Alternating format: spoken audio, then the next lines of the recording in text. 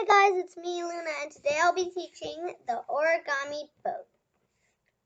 So, first step is to fold bottom, the paper to the top, so that makes a rectangle. The flap is on the front of you.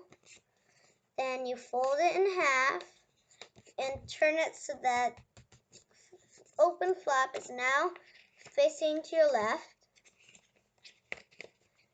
And now you'll fold one of the flaps down so that it makes kind of like a triangular shape on that part. Now flip it over, take all the other flaps, put it down.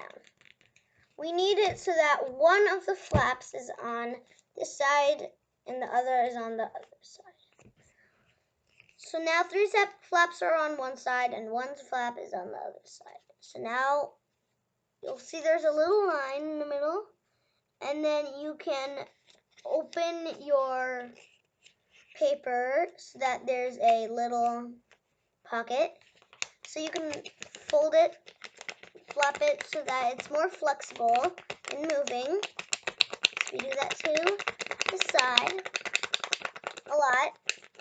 You start out slowly and then you get a little bit faster and faster so that you don't tear your paper. Once one side is flexible, then you can do the other side. You start out slowly, get out faster and faster and faster and faster till your paper is flexible. Okay, now that your paper is flexible, then you take two sides that are long and then you fold them on top of each other so that you see kind of like a diamond. The flap should be in the front view. And now we see that there is two little pockets. So we'll grab those two pockets and fold them outwards. And we can see this little piece forming. And now we'll pull that part. Now we've got a boat-like shape. So now we can fold.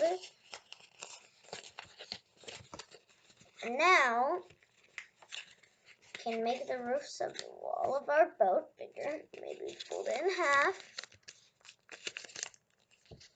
Now we've got our boat.